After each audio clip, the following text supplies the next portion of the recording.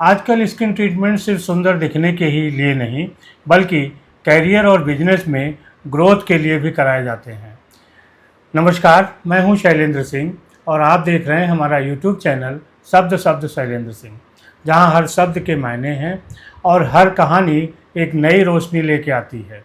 आज हमारे साथ हैं द एस्थेटिक की डॉक्टर पूर्णिमा रुद्राक्ष जी, जिनका स्किन के क्षेत्र में काम करने का एक लंबा अनुभव है और हम बात करेंगे कि स्किन ट्रीटमेंट किस तरीके से वो लोग भी करा रहे हैं जो अपने बिजनेस में ग्रोथ चाहते हैं। डॉक्टर साहब, बहुत बहुत आपका स्वागत है।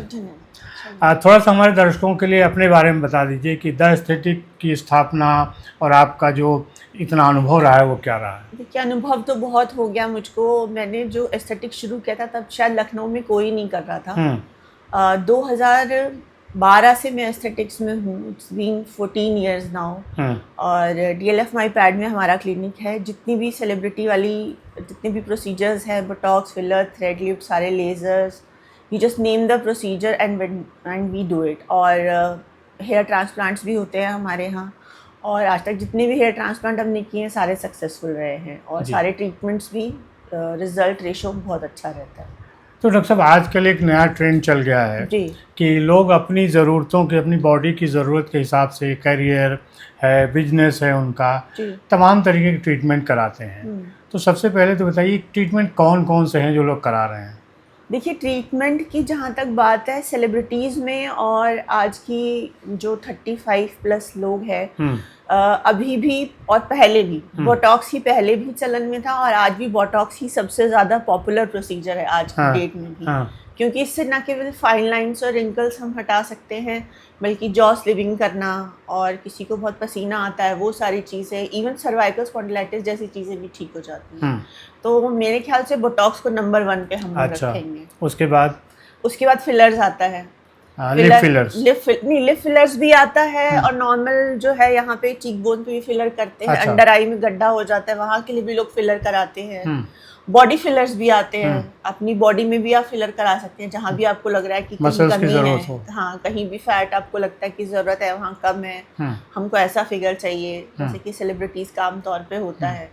तो ये भी है। बाकी थ्रेड लिफ्ट वगैरह है, एंटी एजिंग ट्रीटमेंट्स हैं, उसमें पूरी स्किन आपकी स्ट्रेच करके आपको 10 साल यंग कर सकते हैं हम। अच्छा, तो ये जो तमाम तरीके के ट्रीटमेंट लोग लेते हैं, खासतौर से महिलाएं जो लेती हैं, क्या ये किसी तरीके के मानसिक दबाव में होती हैं, उनके ऊपर उनके बिजनेस का दबाव, या क्यों करती हैं? देखिए, 2 चीज़ें हैं इसमें शैलेंद्र जी। पहली बात यह है, कुछ लोगों का मानसिक स्तर ऐसा होता है कि वो अपनी बढ़ती हुई उम्र को एक्सेप्ट नहीं कर पाते हैं। तो जब अपनी बढ़ती हुई उम्र को एक्सेप्ट नहीं कर पाते हैं तो वो जिसको कहते हैं ना कि I am ageing with grace, उस चीज़ को एक्सेप्ट नहीं कर पाते हैं। तो उनको लगता है कि हमें लॉन्ग टाइम तक अच्छा दिखना है, जब तक हम दिख सकते हैं हमें अच्छा दिखना है, तो वो इन ट्रीटमेंट्स की तरफ भागते हैं। दूसरा, मॉडल्स है, एक्ट्रेसेस है, एक्टर्स है, इवन मेल्स भी, they are also into these treatments. तो उनका तो पेशा है, उनकी रोजी रोटी उससे चलनी है, तो उनके लिए तो बहुत ही ज़रूरी है कराना, तो वो लोग कराते हैं। तीसरी एक चीज़ और होती है, कुछ लोग आपने देखा होगा बहुत अपनी बॉडी में कुछ चेंजेस चाहते हैं, उससे जुड़ा हुआ कोई उनका कारोबार है या कुछ काम करते हैं वैसा, तो वो लोग भी आते हैं। तो दबाव तो मैं नहीं कहूँगी, कुछ का रोजी रोटी का मसला रहता है, कुछ लोगों को एज विद ग्रेस के लिए थोड़ा थोड़ा अपना बस स्किन में थोड़े चेंजेस चाहिए होते हैं, कुछ लोग ऐसे भी आते हैं। और मेरे ख्याल से सुंदर दिखना बुरी बात नहीं है, तो आना चाहिए लोगों को। तो कितने, मतलब इसकी जो लागत होगी, फीस होगी, क्या खर्चा आता हो, एक्सपेंसेस क्या होंगे? देखिए, जितने भी सेलिब्रिटी ट्रीटमेंट हम करते हैं, ऑफ कोर्स वो एक्सपेंसिव होते हैं, क्योंकि जो भी प्रोडक्ट हम लोग यूज़ करते हैं वो एक्सपेंसिव होते हैं। और नॉर्मल कोई भी प्रोसीजर से, क्योंकि जो पेशेंट्स आते हैं उनको कई बार लगता है कि अरे डॉक्टर साहब ने 10 मिनट किया और हमसे इतने पैसे ले लिए, बट उसके रिजल्ट्स बहुत ऑसम होते हैं। और जब एक बार आदत लग जाती है कि फाइन लाइंस चले गए, रिंकल्स चले गए, फेस लिफ्ट हो गया, तो दे कम अगेन एंड अगेन। तब उनके लिए शायद पैसा उतना मायने नहीं रखता जितना उनको अपना शरीर और अपनी सुंदरता प्यारी होती है। अच्छा। Of course treatments are expensive. अच्छा, जब आपके पास ऐसे लोग आते होंगे या और भी तमाम डॉक्टरों के पास लोग जाते हैं, लखनऊ में बहुत सारी ऐसी घटनाएं भी घटी जहां पता चलता है कि डॉक्टर वो चीज़ें भी करते हैं जिन्हें शायद वो समाज में एक्सेप्ट नहीं कर पाते। जी। तो ऐसी चीज़ें क्या एक वो जो एथिक्स है मेडिकल के, उनके हिसाब से करते हैं डॉक्टर, या फिर जैसी पेशेंट की या सामने वाला जैसी ज़रूरत बता रहा है उसके हिसाब से करते हैं? देखिए, पहली बात तो ये है, मेडिकल एथिक्स को तो हम सबसे ऊपर रखेंगे ही रखेंगे। अब कोई भी पेशेंट आगे कुछ भी कह रहा है कि ये कर दीजिए और उसकी कंडीशन वो नहीं है कि हम उसे वो चीज़ प्रोवाइड कर सकें, तो हम वो ट्रीटमेंट नहीं करेंगे। लेकिन अगर ऐसा है कि पेशेंट की इच्छा है या उसका कोई बिजनेस ऐसा है या कुछ वो किसी तरह के बिजनेस में उनको ग्रोथ मिल रही है, तो वो आते हैं, तो जो ट्रीटमेंट उनके लिए सूटेबल होता है हम उन्हें वही बताते हैं कि ये आपके लिए अच्छा रहेगा, ये आप करवा सकते हैं।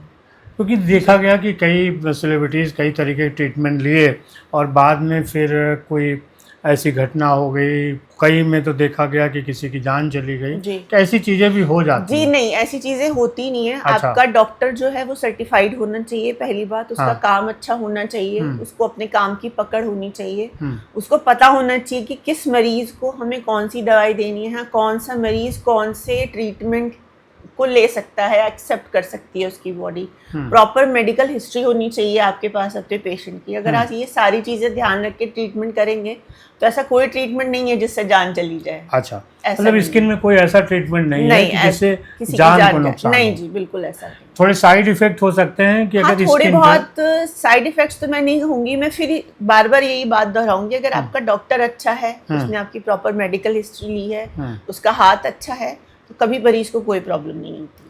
अच्छा, कई डॉक्टर्स दावा करते हैं कि 35 की उम्र 45 की उम्र में हम आपको 15 साल 20 साल आपकी उम्र कम कर देंगे। जी जी। कितना सच्चाई है? सच्चाई है ही। आजकल बहुत प्लास्टिक सर्जरीज, जो प्लास्टिक सर्जन्स हैं वो मिनी फेस लिफ्ट करते हैं, थ्रेड लिफ्ट करते हैं, इनफाइनाइट थ्रेड लिफ्ट करते हैं और प्लास्टिक सर्जरी से पूरा फेस लिफ्ट करते हैं।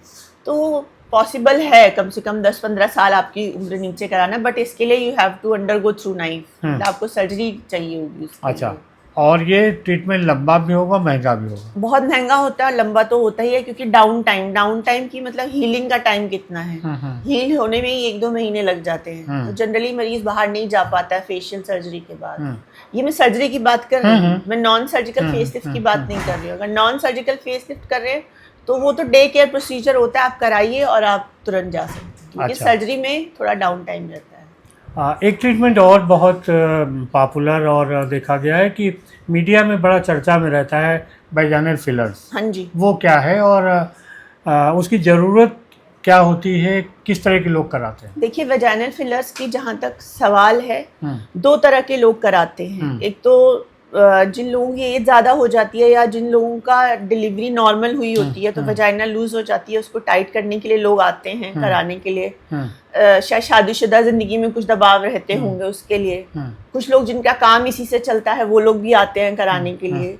और कुछ लोगों को वाकई में ज़रूरत होती है 40+ की एज में, जैसे लेडीज़ की वजाइनल मसल लूज हो जाती है, वो थोड़ा भी स्नीज कर देती है, छींक देती हैं, तो यूरिन लीकेज की प्रॉब्लम होती है, तो उन लोगों को तो वाकई में ज़रूरत होती है वैजाइनल फिलर्स की। तो इन 3 कैटेगरी के लोगों में वैजाइनल फिलर्स हम लोग करते हैं। अच्छा, तो इसके लिए भी पहले से उनकी कोई और मेडिकल ट्रीटमेंट? बिल्कुल, देखिए कोई भी ट्रीटमेंट हम करते हैं, medical history is the utmost importance. बहुत इम्पॉर्टेंस रखती है मेडिकल हिस्ट्री। वो सब जानने के बाद ही कोई भी ट्रीटमेंट किया जाना चाहिए। इवन चाहे आप कोई स्किन एनालाइज करके कोई दवाई क्यों ना लिख रहे हो, मेडिकल हिस्ट्री जानना बहुत ज़रूरी है। अच्छा, कई बार जब ऐसी खबरें लोग पढ़ते हैं तो उनको लगता है कि ये सब भ्रामक चीज़ें हैं, प्रचार की चीज़ें हैं, असल में महिलाएं इन सब का प्रयोग नहीं कर रही होती हैं। आपका इतना लंबा अनुभव है, तो हमारे जो आसपास की महिलाएं हैं, लड़कियां हैं, वो कितनी इस ट्रीटमेंट, इन तरह के ट्रीटमेंट को लेती हैं? देखिए, आजकल तो मिडिल क्लास सोसाइटी में भी ट्रीटमेंट्स काफ़ी पॉपुलर हैं। इंस्टाग्राम है, फेसबुक है, रील्स में लोग देखते हैं, डॉक्टर्स को लोग फॉलो करते हैं। और शैलेन जी, अच्छा दिखना किसको नहीं पसंद है, वो सबको पसंद है। तो वो लोग छोटे छोटे प्रोसीजर्स के लिए आते हैं जिनकी अफोर्डेबिलिटी थोड़ी है, तो दे कम। और ऐसा भी नहीं है कि बिल्कुल ही अफोर्डेबल नहीं है, कुछ कुछ चीज़ें ऐसी भी हैं, ऐसे भी ट्रीटमेंट्स हैं जो अफोर्डेबल रेंज में हैं और वो आपको ग्रूम कर सकते हैं। तो बेसिकली ग्रूमिंग सेशंस के लिए भी लोग आते हैं, तो वो भी एक अच्छा विकल्प है अपने आप को बेहतर तरीके से दिखाने अच्छी का, स्किन को दिखाने का, अपनी खुद को, पर्सनालिटी को इम्प्रूव करने। जी। तो जैसा डॉक्टर साहब ने कहा कि अच्छा दिखना हर किसी की चाहत भी होती है और हर किसी को अच्छा दिखना भी चाहिए। अपने पेशे के अनुसार अगर वो अच्छा दिखता है तो ये उसकी सफलता में एक गुण हो सकता है। आपने देखा होगा कि बहुत सारे लोग जो भ्रामक बातों को मानते हैं, ऐसा नहीं है, हमारे समाज के बहुत सारे लोग ऐसा कर रहे हैं, इस तरह के ट्रीटमेंट लोग ले रहे हैं और इसीलिए वो अपनी उम्र से कम दिखते हैं। इसमें एक चीज़ और ऐड करना चाहूँगी, आपका खान पान और आपका व्यायाम, ये भी दो चीज़ें बहुत इम्पोर्टेंस रखती हैं कि आप डाइटिंग और एक्सरसाइज। डाइट करिए आप जो आपके गट फ्रेंडली हो, आप अपने आप को 1 घंटा दीजिए शरीर को एक्सरसाइज करने का, वो भी काफ़ी हद तक आपको हेल्प करेगी काफ़ी दिनों तक फिट रखने के लिए। तो अच्छा, कुछ आप वैसे फिटनेस टिप्स दे सकती हैं नॉर्मली जो लोग यूज़ कर सकें? हाँ, मैं तो खुद ही फिटनेस फ्रीक हूँ, तो मैं 2-3 चीज़ें बता सकती हूँ कि पहला तो ये कि आप जो है अपने 24 घंटे में से 1 घंटा अपने लिए निकालिए, चाहे आपको योगा करना है, चाहे आपको स्ट्रेंथ ट्रेनिंग करनी है, आपको वॉक करना है, कुछ भी करना है, 1 घंटा अपने शरीर को दीजिए, खुद से मुलाकात कराइए उस 1 घंटे में खुद से। बहुत सारे थॉट्स आते हैं जब हम अकेले वॉक कर रहे होते हैं या हम अकेले स्ट्रेंथ कर रहे होते हैं या योगा कर रहे होते हैं। आजकल बहुत चलन है पिलाटेस वगैरह, वो भी लोग करते हैं, तो वो कर रहे होते हैं, वो ज़रूर करें। और डाइट स्पेशली ध्यान रख के, तला भुना है तो सभी को पता है नहीं खाना है, लेकिन इसको वाकई में फॉलो करें कि जितना फाइबर रिच और प्रोटीन रिच फूड आप खाएंगे उतना ज़्यादा आपकी स्किन टाइट और जवान दिखेगी। अच्छा, स्किन के लिए भी कुछ टिप्स हैं, ऐसे लोकल टिप्स, मतलब जनरल टिप्स जिनके जरिए लोग अपनी केयर कर सकें? हाँ, पहली तो टिप ये है कि महीने में 1 बार अपने डॉक्टर से ज़रूर मिलें। मेंटेनेंस, क्योंकि ऐसा होता है कि बहुत ख़राब स्किन लेके आती हैं, अब 1 महीने बाद शादी, अब इसको एकदम से बढ़िया कर दीजिए, वो करना पॉसिबल नहीं होता है। तो मेंटेनेंस एक बहुत बड़ी चीज़ है, तो मेंटेन करना बहुत इंपॉर्टेंट है। इसके लिए आप एक विजिट ज़रूर दीजिए अपने डॉक्टर के और अपनी स्किन का चेकअप कराते रहिए महीने में 1 बार कि आपकी स्किन क्या मांग रही है, उसको क्या नीड है। तो ये है, तो डॉक्टर आपको बताएंगे, तो आप काफ़ी टाइम तक आपको ये नहीं होगा कि अच्छा 1 महीने बाद अब ये फंक्शन है तो फटाफट से मेरा ये कर दीजिए।